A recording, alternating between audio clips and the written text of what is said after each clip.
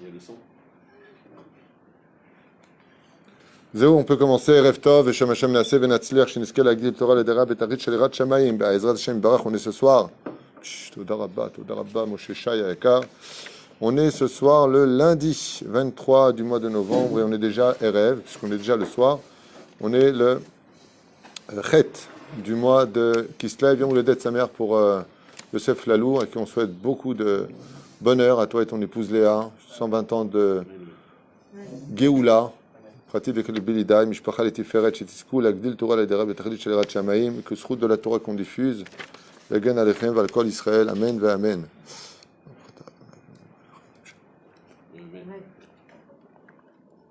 Je fais exprès de ne pas dire la bracha à haute voix pour ne pas que, en différé, les gens disent amen à la bracha qui serait amen yetoma. Alors ce soir, on étudiera le Tehillim 67, comme ça nous l'a été demandé, par... Juste un instant, il faut que je m'organise aussi de mon côté. Par Michael Dahan, pour la Refoua Shlema de son fils Daniel Eliaou, Bezrat Hashem, Ben Michael. Et pour toute Bezrat Hashem, une bonne alia, lui et toute sa famille. Be'atzlacha rabba bechol maaseh yadav, Bezrat Hashem, sheizke, v'yatzliach, bechol asher yifneh, Bezrat Hashem barach. Alors sans plus tarder, le Tehillim 67 est un Tehillim sur les 150 Tehillim qui est complètement différent des autres. Je ne veux pas dire que c'est le meilleur Tehillim, car chaque Tehillim a sa spécificité. Chaque Tehillim, les mettre. Un des Tehillim les plus recommandés, c'est le Tehillim 121, qui est Shir Lama Alot, qui démarre ces 15 marches du Beth Amikdash. Pour faire remonter de tous les malheurs, il est très important de lire, par exemple, le Tehillim de 120 jusqu'à 135, qui sont les 15 Shir Amaalot, qui a composé le roi David, entre autres. Mais le Tehillim 67 a une grande particularité car il est le Tehillim de l'espoir absolu. Et pourquoi il est le Tehillim de l'espoir absolu? Car la majeure partie des Tehillim qui nous ont été compilés au fur et à mesure des siècles, que ce soit Adam Arishon qui a écrit lui-même le Mizmor Shel Yom HaShabbat, Korach lui-même, et puis d'autres, on ne va pas revenir sur qui a été écrit quoi et quoi a été écrit par qui, mais le roi David les a tous, Kibetz Otam, Beruach Kocho, selon le Ishtaprut HaNefesh, au nom de Rabbi Nachman, il est marqué là-bas que David Amelech Alav Shalom, Beruach Kocho, par le biais du roi HaKodesh, il les a écrits. Quand il a écrit le Tehillim 67, il a écrit un Tehillim spécial qui a une particularité, c'est qu'il représente enfin la finalité de la guerre de Gog ou Magog, du dévoilement du Mashiach et de la reconnaissance des nations du monde sur l'entité du Dieu unique, Dieu d'Israël, Torah d'Israël, reconnaissance de la nation d'Israël, où toutes les nations du monde viennent remercier Hachem. Et c'est pour ça que ce Tehillim est le Tehillim qui commence par gagner. Comment on dit gagner en hébreu? Menatseach.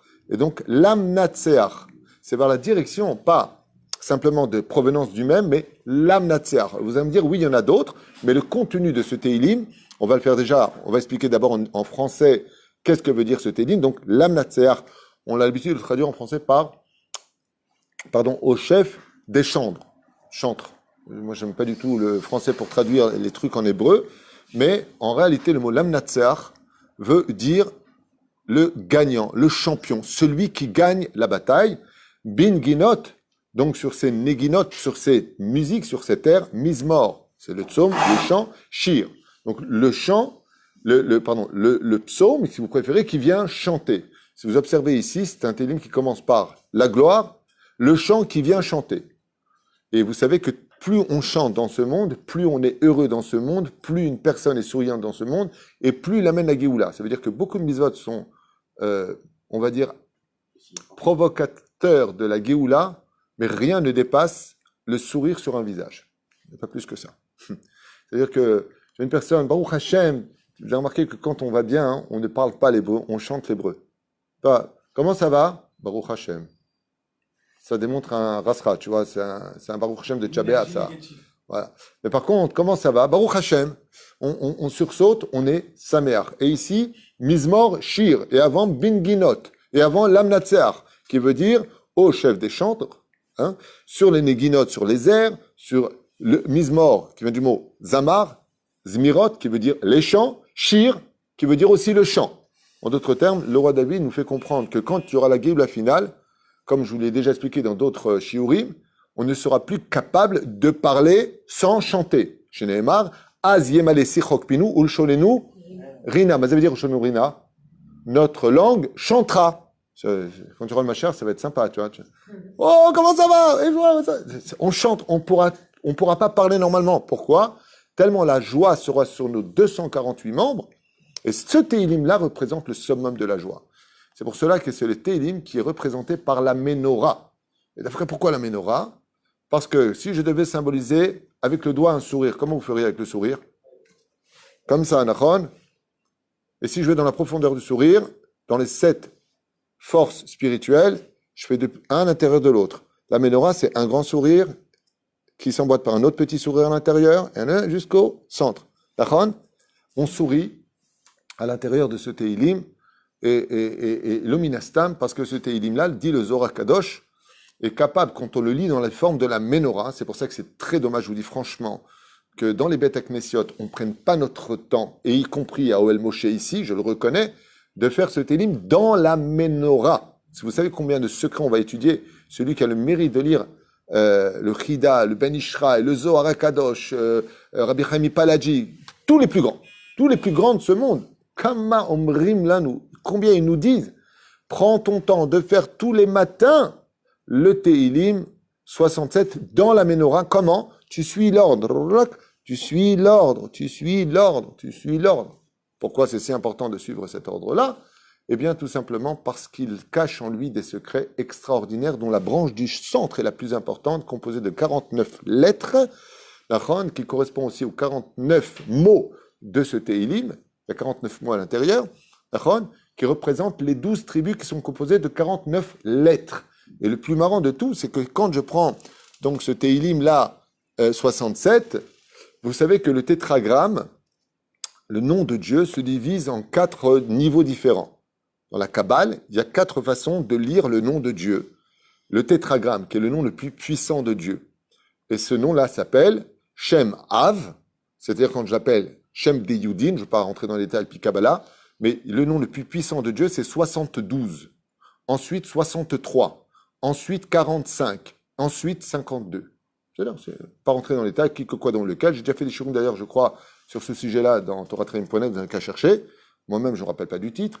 Mais quand je regarde ce qui va couronner justement ce Télim-là, qui nous est proposé à maintes reprises, quand est-ce qu'on fait le Lamnat Seach?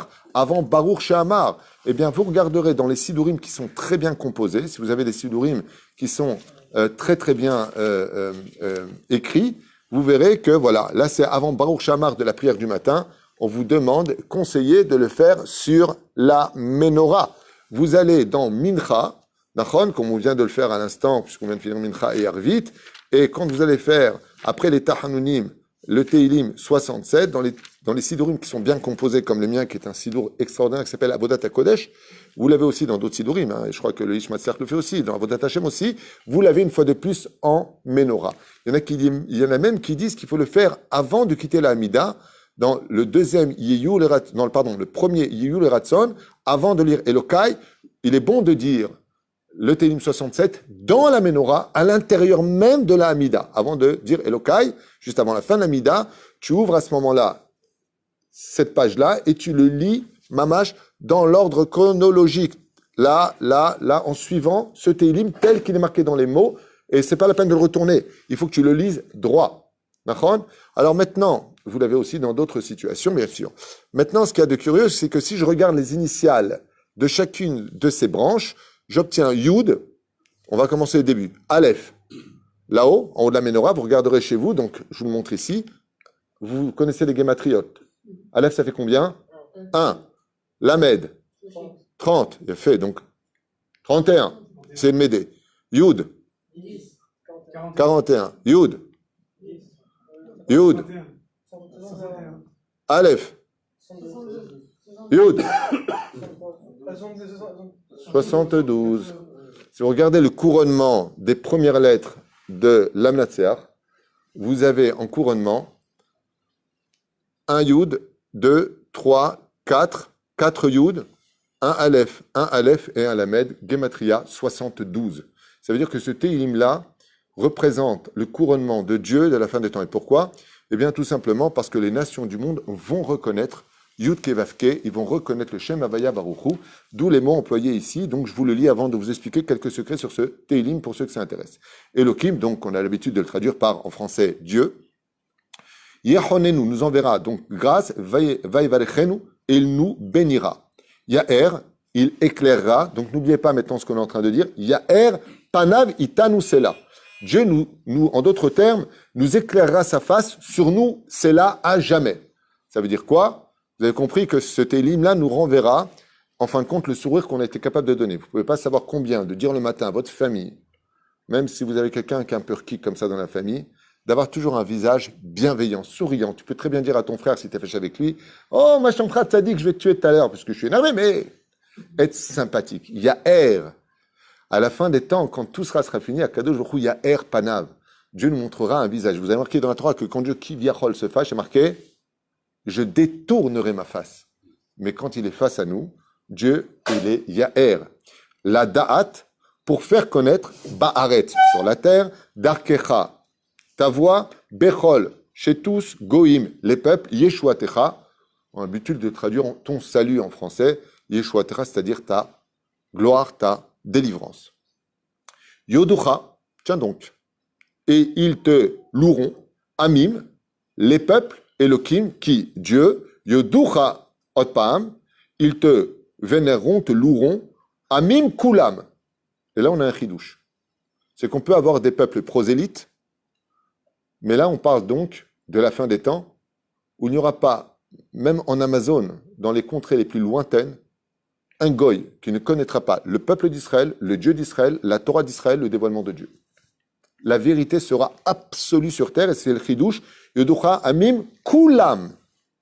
Chose qu'on a pu découvrir au fur et à mesure des nations. Par exemple, à l'époque du roi Salomon, une grande partie des nations du monde adhéraient au judaïsme, mais pas toutes. C'est-à-dire, Ismehu, elles seront heureuses. Viranenu, nous chanteront des chants d'allégresse, les Oumim. Qui? Les nations. Waouh! Les nations du monde, quand viendra la fin des temps et le dévoilement du Melech HaMashiach, nous est marqué ici, eh bien, se mettront tous à chanter vraiment en l'honneur de Dieu. Et cette préparation a démarré par une étincelle qui est vous savez que les goïms ont pris 2 mots hébreux qui sont mis dans leur prière.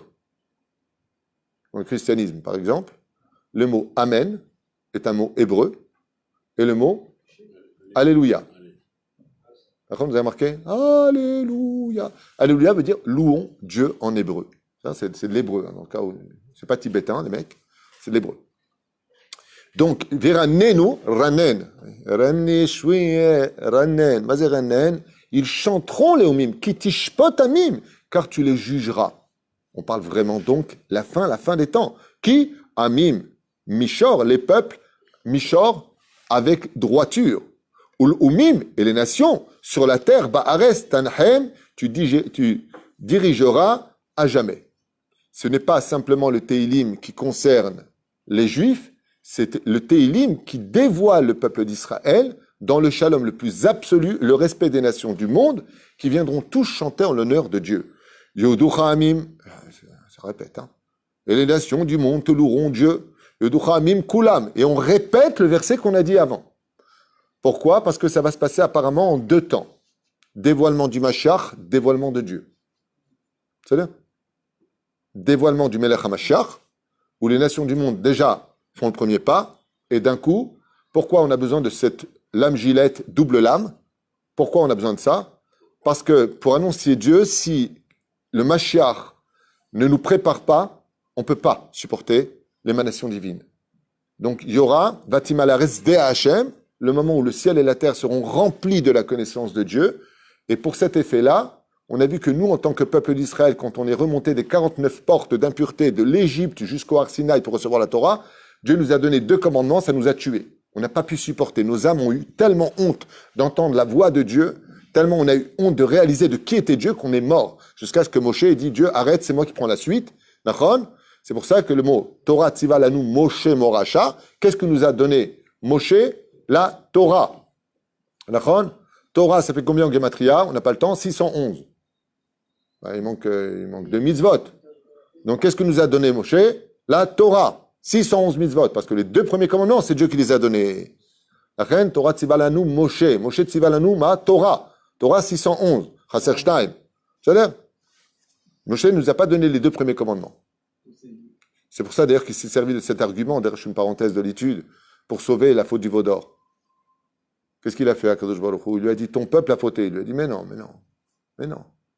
Tu peux pas dire qu'il a fauté. Il dit, ouais, prouve-le. Il dit, tu sais, mecs, ils sont morts quand tu as dit, je suis l'Éternel ton Dieu, vous n'aurez pas d'autre Dieu sur ma face.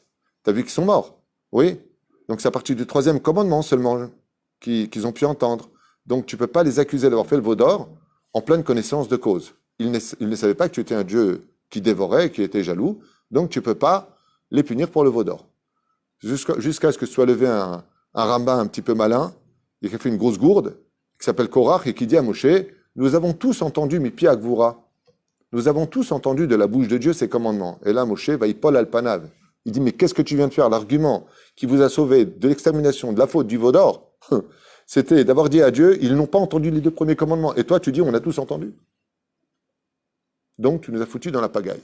D'où le fait que Korach réveillait, malheureusement, la faute du veau d'or. Et c'est pour ça d'ailleurs que ce Téhilim-là qui parle de la fin des temps, vous savez que chaque Téhilim a une fonction pour les reins, pour les yeux, pour ceci, cela. Vous allez rigoler, ce Téhilim 67 a pour fonction de Ségoula pour celui qui a une karachat. Karachat, c'est qu'il n'a pas de cheveux. Bizarre. Quel rapport? Le Téhilim de la Géoula, il n'a pas de cheveux. Ouais. Korach, pourquoi on l'appelait Korach? Parce qu'il n'avait pas un poil sur la tête. Karachat, qui vient du mot Korach, qui vient du mot Karachat. D'accord? Qui veut dire pas de cheveux. Et pourquoi? Parce que les cheveux représentent l'orgueil. Et dans ce monde, soit qu'un garçon doit toujours avoir les cheveux courts, une fille, sa beauté, ce sont ses cheveux. Mais les cheveux montent et représentent l'orgueil, la barbe descend, elle représente l'humilité. Alors à la fin des temps, on chantera ça. Ça veut dire qu'on sera tous d'avoir beaucoup de cheveux, comme le nazir. Enfin, le méchané, c'est juste une parenthèse comme ça pour faire comprendre que c'est pas à ce style-là, celui qui veut des cheveux, il fait ce téhilim. Ce téhilim-là, faut le dire à tout moment. Enfin, vous êtes en train de marcher n'importe où, vous allez où vous voulez, dites ce téhilim, afilou ba'alpé, juste regardez la menorah ou d'imaginer la menorah, surtout quand elle est sur une plaque en or, comme on en a une là-bas. Il y en a même 2 poches. Moi, j'ai des ménorotes. J'ai le Télim 67 en menorah sur du plaqué or. Le Chida Akadosh, il dit, écoutez bien ce qu'il dit le Chida Akadosh, ainsi que le Ben Ishraï. Il dit, surtout pendant la période, comme on va l'étudier tout à l'heure, du Homer. Mais même dans l'année, tu regardes la menorah, t'es pas bien, t'as la rasra, t'as un truc qui te dérange. Ta femme, elle t'a amené sa mère. Un truc comme ça, tu prends comme ça, ici, t'es mal. Ouais. Il suffit de regarder la menorah en or pour que tout ton être à l'intérieur s'apaise. Il faut savoir que le Télim 67, quand tu le lis sur la menorah, ou si elle est en claf, il y a des ségoulottes pour ça. Si c'est un claf qui est écrit, c'est bien. Le Hida, il dit, si c'est en or, bichlal, kamadvarim niflaim, benizgavim yotzim mise, combien de choses positives sortent de ce Téhilim. Alors je finis juste ce Téhilim. Eretz Natna, la terre a donné Yevoula sa récolte, Yevalechenu, donc il nous bénira, Elohim, Dieu, Elohenu, notre Dieu. Yevalechenu, il nous bénira Dieu, Veire ou Oto, et non pas Veir ou, faites très attention pour les Chazanim ou ceux qui montent Chazan, ou même ceux qui le prononcent, pas Veir ou. Veir ou en hébreu, ça veut dire il voit. C'est pas marqué il voit. Vaire ou, ira, ils craindront, c'est un Jvana, c'est un cheval qui se prononce. La voyelle se prononce E. C'est-à-dire pas E. Sinon, si tu fais une faute ici, vaïr ou, auto, kolaf se'aret, ça veut dire ils le verront. Hazve shalom. Vaïre ou, auto, kolaf se'aret, kol afse, tous les confins de la terre. Ça veut dire que, vient ce télim nous dire que de l'histoire, depuis la création du monde jusqu'à ce télim-là, jamais autant le nom de Dieu sera prodigué, promulgué, vénéré, chanté, reconnu que cette annonce de ce Téhilim extraordinaire qui a pour petit frère, ou plutôt grand frère, je dirais, le dernier Téhilim 150, qui finit les Téhilim, Alléluia, Alléluia Avda Hashem, Alléluia. C'est un Téhilim.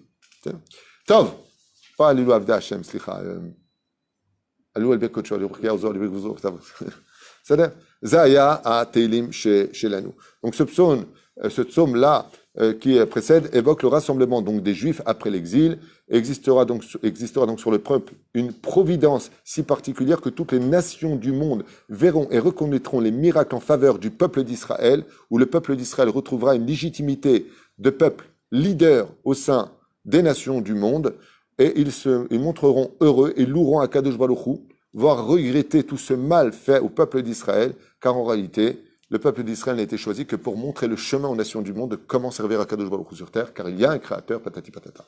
Voilà ce que nous livre ce Teilim. Maintenant, heureux celui qui peut l'avoir sur un claf. Donc ce Teilim que vous avez ici a énormément de choses à dire qui prendraient des heures. On ne va pas s'attarder non plus trop longtemps. On va juste voir un petit peu ensemble ce que nous dit le Zohar HaKadosh. Avant Baruch She'amar, il est placé parce que ce Teilim est capable de faire recevoir nos prières. C'est le Teilim non pas de l'espoir, mais de l'apogée de l'espoir. Ça veut dire qu'il vient après la guerre. On est dans l'Amnatseach. C'est le Teilim de la gloire. Celui qui gagne, c'est ses ennemis et qui vivra la Géoula. C'est un Teilim qui a pour but à l'homme de faire. Écoutez bien ce que vous allez entendre. Ce que je vous donne maintenant, ce sont des références que j'ai étudiées il y a déjà pas mal de temps. Ce Teilim a pour Ségoula de donner de la réussite sur tous les chemins, que ce soit dans le domaine de la maladie, pour réussir sa alia, dans les affaires professionnelles, pour trouver un zivoug. Pour tout sujet dans ce monde, ce Teilim est au rendez-vous. Donc on voit que au niveau des Sgulot, il est marqué pour celui qui n'a pas de cheveux. Mais au niveau de la Kabbale, Bichlal, ce Teilim-là, Yeshbo Akol, il est composé de 8 psukim, il y a donc 8 versets qu'a écrit donc le roi David, Shetiken Oto, Betsurat à Menorah. Pasuk Rishon, Rak Ptichat Teilim, donc le premier vient simplement ouvrir en annonçant le chant, et les 7 autres versets viennent contre les 7 jours de la semaine. C'est pour ça qu'il est représenté dans la Menorah, qui représente dimanche, lundi, mardi. Ensuite, Shabbat, mercredi, jeudi, vendredi. Pourquoi? Parce qu'on a l'habitude de dire fin de semaine, Shabbat. Dans la Torah, c'est le contraire. Dans la Torah, le Shabbat est au centre. C'est pour ça que si vous regardez la Menorah, vous verrez que les flammes de chaque côté vont vers le centre. Celles qui sont à gauche, quand tu regardes la Menorah, je ne sais pas si on le voit bien ici, normalement partout il devrait le faire, en tout cas là-bas dans le grand c'est très très bien stipulé. Ici, Ani lo yodea ma'asu, ni achat, ani kvar bodek. Ken, asu oto davar, voilà, ici aussi c'est très bien fait. Vous voyez que les flammes vont vers celles du centre. Pour dire que le lundi, du dimanche au mardi, du mercredi au vendredi, eh bien ce sont des jours qui regardent vers le centre de cette flamme qui dit là-bas Ismechu veranenu amim ki tishpot amim mishor. Car HaKadosh viendra juger les nations dans la joie et viendra créer la rectitude chez eux. Quel est donc le jour qui est capable de faire Teshuvah, pas simplement d'apporter la Géoula pour nous, mais de faire reconnaître aux nations sa légitimité en tant que peuple? C'est le Shabbat. Voilà. Ce qui fait que la grande différence, comme je l'ai déjà expliqué dans un cours qui s'appelle la carte d'identité du juif, ce qui fait vraiment de nous des juifs accomplis, juif c'est notre maman qui est juive, vous le savez tous, mais un juif accompli, c'est le Shabbat. Ça veut dire que, à quoi ça ressemble? C'est comme un Israélien, il se fait arrêter par la police. Monsieur, donnez-moi vos papiers. D'accord? Ou Garbaret, mais il n'a pas de papier. Alors on vérifie sa provenance. Un juif qui n'est pas Shomer Shabbat, c'est un juif qui a perdu sa carte d'identité. Ça veut dire qu'il n'est plus juif, mais ça veut dire qu'il ne peut pas justifier qu'il est juif. C'est pour ça que la halakha a fixé que si le juif, il est Mehalel Shabbat Befaresia, par exemple, il prend sa voiture dans un lieu public, on va dire ça comme ça aujourd'hui, eh bien, il est indigne de Goy Gamour. Ça veut dire, on ne peut pas lui donner à faire le kidouche avec du vin qui n'est pas mebouchal, Shlobaya. C'est-à-dire, sauf s'il est indigne Tinokotchenishbou, c'est encore un autre sujet. Mais il faut savoir qu'il peut perdre son intensité de juif parce qu'il n'est pas malheureusement Shomer Shabbat. Ça veut pas dire qu'il est mauvais. Moi aussi, j'étais pas Shomer Shabbat. S'il y a des gens qui ne sont pas encore Shomer Shabbat, faire juste Teshuvah. C'est-à-dire, c'est pas un drame de ne pas l'avoir été, c'est un drame de savoir qu'on est juif, qui a Shabbat et de ne pas l'être. Ça, c'est un drame. Et donc, il faut se prévenir de cela. Mais on voit ici que ils viendront chanter les nations du monde parce que Dieu leur montrera la justice et viendra les rendre droits. Grâce à quel jour? C'est celui du Shabbat Kodesh. C'est-à-dire que si on veut que les nations du monde s'arrangent vis-à-vis de nous, il faut qu'on nous, on soit plus Shomer Shabbat. Et être Shomer Shabbat, c'est quoi? Pourquoi nous a été donné Shabbat? Pour chanter. Mizmor, Shir, Leyom à Shabbat. Le Shabbat, dans le cas où le mec il dit, tiens, mais à quoi ça sert Shabbat? C'est le jour du chant pour Dieu. C'est vrai. Quand la Géoula viendra, si vous posez un jour les questions pourquoi il y a tellement de créations qui ont été créées au-delà de nous et en dessous de nous, tout simplement pour chanter en l'honneur de Dieu. Dieu a créé le monde pour qu'on chante pour lui. Il fait ce qu'il veut, hein, c'est son monde. Si vous voulez qu'on chante pour vous, créez un monde.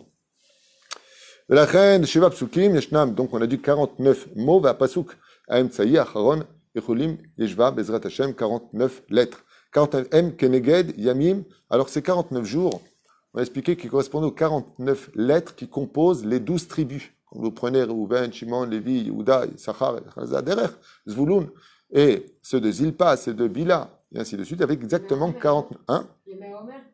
Bidiouk, Chazak Obarour. Exactement. Les 49 jours qu'on a ici, c'est les 49 jours du Yemé Haomer, mi Pesar V'ad Atzeret. Donc, vous voyez bien ici qu'il y a 49 mots. Au centre, il y a 49 lettres. Pourquoi?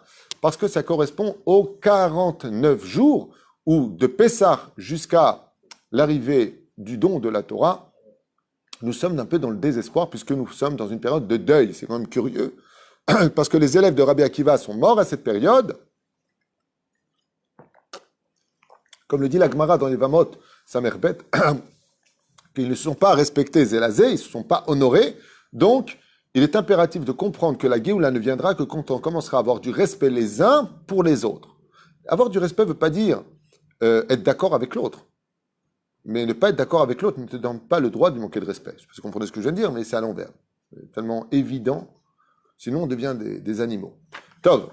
ולכן, זה מה שאומרים פה. והחידה כותב, יש לומר את התהילים בצורת המנורה, בעלתה זהב, וכן יופיעו על פניו. Alors le Chida, carrément, j'ai trouvé une référence de lui qui dit que celui qui lit le Teilim, non pas sur un parchemin, mais sur un tasse, c'est-à-dire une plaquette en plaqué or, eh bien son visage plaira à tous ceux qui rencontreront la journée. En d'autres termes, tu veux faire tchouva à quelqu'un, tu lis le Teilim, Mikol Alev, dit le Chida, on ne parle pas de n'importe qui, on parle de Chida, Rabbi Yosef David Azoulay, qui a vécu 7 ans en Tunisie, parce que c'est là-bas qu'il a explosé. Okay. Après, il a vécu à Livourne, en Italie, et son corps a été ramené d'ailleurs par le Rav Mordechai Eliyahu, ici en Eretz Israël, Baruch Hashem, à Oram Nuchot. Pour ceux qui veulent savoir. Eh bien, c'est comme si que Akadosh Baruch Hu lui met sur son visage de la grâce, pas de la graisse, de la grâce. C'est-à-dire, la Shon Chachamim du Ben Ishraï, lui, il dit Akore Oto Betsurat Amenora. Tout celui qui lit ce Teilim 67 en forme de Menorah, mot par mot, sans avaler les lettres, avec amour et en chantant ce Teilim, Iske le'atzlacha bechol asher ifne. Il réussira tout ce qu'il entreprendra, dans tout ce qu'il entreprendra mamash. Particulièrement quand Ba'asara Yemet Teshuva. Et surtout pendant la période entre Rosh Hashanah et Kippour, ce Teilim est capable de relever ton mazal à un degré tel que tu ne peux même pas l'imaginer, dit le Ben Ishraï, Rabbi Yosef Chaim. Là-bas, nifla. Vous dire à quel point on a intérêt de le dire. Malheureusement, nous, voiture de course. Normalement, on devrait le lire, mamash, avec le doigt, dans la menorah, velikro auto, ershu, leat, mamash, juste pour le dire. Il y en a qui disent que celui qui lui dit, Mikol Alev, à la menorah, comme par exemple Adon Olam, il y a plein de choses qui font monter la prière. Rabbi Nachman, il dit, donner la tzedaka avant de prier, fait monter la prière. Celui qui chante Batit Palel Hana, mot par mot, Muftah lo titkabel tfilato, celui qui chante Adon Olam de tout son cœur avant la prière, tu peux être certain que sa prière, elle monte. Celui qui étudie la Torah avant de faire la prière, ces mots de Torah vont monter la prière. Celui qui lise la Matseah en forme de menorah, homme comme femme, parce que je suppose qu'il y a une femme qui posera la question, et nous les femmes, autodavar, eh bien, Be'ezrat Hashem, vous pourrez après demander une Ferrari à votre mari. En tout cas, hein, c'est la Ferrari qui te fait rire de toutes les bêtises que j'ai dit, il y a que ça qui te fait rire. Tov. Afilu yevekesh, me Hashem itbarach bakasha achat, v'yanalo be'ezrat Hashem. Le Ben Ishraï nous dit, si tu as des choses à demander à Dieu, d'abord, lis ce Teilim dans la menorah et ensuite fais ta demande à Dieu. Vetit kabel tefilatecha. Ben Ishraï. Vous avez remarqué qu'il y a une lettre qui n'apparaît pas dans tout ce Teilim. Il y a une lettre qu'on ne trouve nulle part dans l'Amlatzar Bingenon Nizmorshir Elohim Yocholenu Valechenu Ya'er Panam Vitenu Sela La Da'at Baraz Darkecha Bechol Goyim Shuatcha Yoduchamim Elohim Yoduchamim Kulam Ismechu Viranenu Lomim Kitishpat Amim Shor Olom Verasen Chaim Sela Yoduchamim Elohim Yoduchamim Kulam Eretz Natena Yevula Yevalechenu Elohim Elohenu Yevalechenu Lepeire ou Oto Kolafse Aretz. Quelle lettre on n'a pas entendu du tout? Non, le Kouf. Je dis que le Kouf. Tu te moques. Le Kouf. Lama, puisque tu te l'as ramené et tu penses que tu connais, dis-moi pourquoi. C'est fait. Tu pensais à cette lettre, une fois que je l'ai dit. Chazak. En od kuf bechol hamizmor hazeh, Qui a mizmor samer misugal la geoula. Parce que ce Téhilim-là, quand il est dit de tout son cœur en l'honneur de Dieu avec de grandes intentions, il approche très vite la Géoula. Mais Sougal la Géoula, il provoque que Akadosh Baruch Hu, il a vraiment envie d'entendre le chant de la fin des temps. Velachen, Ot Kouf, Shayar, la Klipa. Et parce que la lettre Kouf, c'est la lettre qui représente dans le monde kabbalistique la Klipa. Et comme il n'y aura plus de Klipot quand viendra le Mashiach, la lettre Kouf n'a pas sa place dans ce Téhilim. Par exemple, pourquoi Dieu a commencé la Torah par la lettre Bet? Parce qu'elle est la première lettre du mot Beracha. Et le Aleph, ah non, c'est la première lettre du mot Arour, maudit. De cette même façon, comme à la fin des temps, il n'y aura plus aucune avéra sur terre, ni dans la pensée, ni dans la parole, ni dans l'action. Il n'y aura que de l'amour, qu'une justice absolue, un bien-être comme personne ne peut imaginer. Celui qui vivra comprendra. Eh bien, la lettre Kouf, qui représente le mot Klipa, Nachon, eh bien, ne peut pas trouver sa place, même en tant que première lettre du mot Klipa. La reine a télimade kulo zach naki mikol psul shel shemetz avera. Il n'y a rien du tout, même pas une petite poussière qu'on pourrait trouver dans cet élim, contrairement à, par exemple, Shir lama alotesa ena elarim, vers où je vais lever mes yeux. C'est-à-dire, j'attends un espoir. Ce télim, il est après l'espoir. C'est la gloire, l'amnatseach. J'ai gagné. C'est là. Et je finirai avec ça. David Amelech Hakak et Ateilim al Ammagen Shelo. Il faut savoir que le roi David a gagné ses guerres, entre autres, parce qu'il avait gravé sur son bouclier, en forme de menorah, le Teilim 67. Et chaque fois que ses ennemis lançaient des javelots contre lui pendant toutes ces guerres accomplies, il se protégeait du Magen. Mais ne crois pas que c'est le bouclier qu'il sauvait. Le Teilim 67 déviait les flèches qui ne s'abattait pas sur lui, mais sur les côtés, pour dire que c'est très important de l'avoir sur soi. Moi, je l'ai sur moi depuis des années, donc c'est pas peine de me tirer dessus, hein, les mecs. Voilà. Je l'ai en petit, je l'ai en grand, je sais pas où je l'ai mis d'ailleurs. Voilà. Je l'ai aussi comme ça, pour celui qui est intéressé. Ma femme me l'a chouré. Là, est-ce qu'il est? Peut-être là. Il doit être là. Voilà. Ça fait juste 25 ans que je l'ai, donc il est un peu pourri, je vous dis franchement, surtout qu'il n'est pas couvert. Surtout à Ashdod, il y a beaucoup d'humidité. Voilà, je l'ai. Ah, c'est dur à enlever. Attendez un instant. Je vais vous montrer, c'est très important. Vous pouvez le trouver aussi chez des gens qui vendent des antiquités, enfin, des livrets Gdoucha. Voilà. Là, il est en plaqué or. Voilà. Derrière la Magen David, Alpi Kabbalah. Et là, vous avez la Menorah. C'est du plaqué or 24 carats. Et on les vend. Eh ouais. Pas pour le business, hein. Pour enflouer les caisses. On les vend avec le plastique. Mais c'est très important d'en avoir un sur soi. Moi, ça fait 25 ans, il est dans un sale état, toujours à l'ail. Lama, même quand une personne, par exemple, l'Omar Gishtov, fait ça être beau des doutes, prends ce télim en tasse, comme ça, et tu regardes. C'est pour ça que je ai apporté un grand ici, vous voyez, en plaqueur 24 carats là-haut, en haut de la porte. Chez Tov, l'Istakel Bézé, Kalvachoyon Bespirat à Omer, qui remonte le mazal de l'homme et qui est capable de rapporter la Géoula, l'Ikrat, en l'honneur du Matan Torah, c'est-à-dire de la fête de Shavuot. Mais David Amelech, Chakak et Teilim Azeh à la Magen, il a gravé le Teilim 67 en forme de menorah sur son bouclier, Leachnia et Taoivim. Écoutez bien le chidouche de nos Chachamim, qui disent que non seulement le roi David n'était pas atteint par les javelots, les flèches et les projectiles des ennemis, mais plus que ça encore, quand il leur présentait son bouclier avec la menorah, Ayamachnia et Taoivim, les ennemis baissaient la tête. Pourquoi? Parce que c'est le Télim qui concerne quoi? La soumission des nations du monde, de la reconnaissance d'Israël et du Dieu d'Israël. Alors quand il montrait son bouclier avec la menorah, les ennemis qui voyaient cette menorah, ils disaient, oh, oh! Donc le mec qui se fait agresser deux mains, il dit, oh, attends 2 secondes, toi, tiens, regarde la menorah là. Raconte-moi ce qui s'est passé après. Mesugal, Ateilim, Levatel, et Meaklalot. Et une des raisons encore pour laquelle il n'y a pas la lettre Kouf, c'est un chidouche Hatsum qui valait le coup de rester jusqu'à la fin de ce cours. C'est que combien de malédictions dans la Torah en tout que Dieu nous met en garde? Vous êtes au courant? Combien? Non. Combien il y a de malédictions en tout dans la Torah? Prenez la parashat Bechukota et parashat Kitavo. C'est marqué chez Rashi. Ils ont eu peur. Ataim Nitzavim Ayom, d'où la parashat Nitzavim, après Kitavo. Pourquoi? Parce qu'il y en avait 98, il y a 100 malédictions en tout qui sont proférées si, Chazashon, on ne fait pas la Torah, les mitzvot. D'accord? Donc, 100, c'est quoi la gématria du mot 100? Kouf.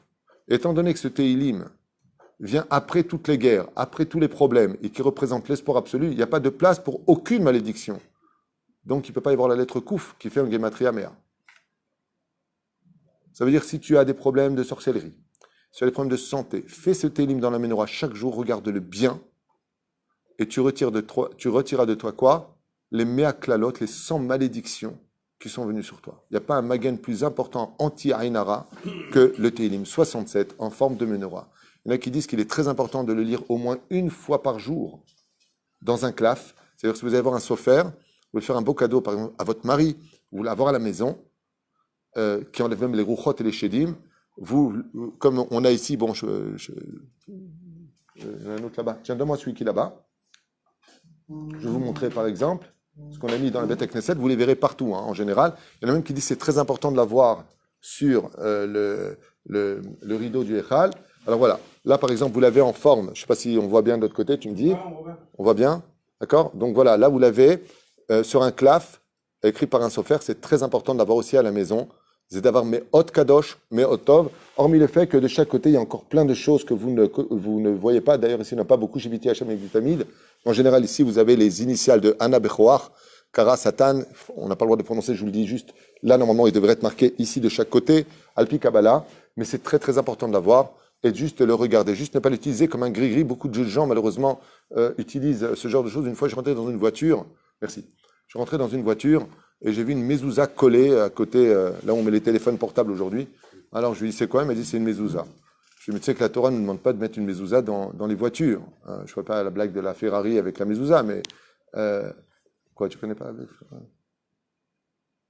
ne connais pas? Je taperai de côté. Mais quand tu la connais? Non. Quand, vous ne connaissez pas la blague de la Ferrari?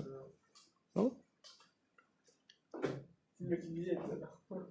Non, elle est mignonne, elle est mignonne. Hein? C'est un mec qui achète une Ferrari, il a tellement peur d'avoir un accident qu'il va absolument mettre une mezouza, mais il veut aller avoir l'avis d'un rabbin. Donc il va voir un rabbin et il lui dit est-ce que vous pensez que je dois mettre une mezouza dans la Ferrari? Le rabbin lui dit mais c'est quoi une Ferrari? C'est quoi? Une Ferrari, c'est une voiture italienne, une voiture de course très connue. Le rabbin il dit non. Il y a les boules, donc il va voir un réformiste et il lui dit est-ce que.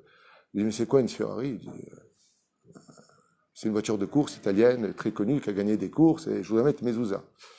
À ce moment-là, il va voir un libéraux, il lui dit voilà, j'ai acheté une Ferrari, je voudrais mettre une mezouza. Il lui dit mais c'est quoi une mezouza? Top, c'est la balle. Mesugal ateilim hazeh be'ezrat Hashem yitbarach leotzi et kol haklalot ani Hashem rofecha, je suis l'Éternel ton Dieu, ton médecin.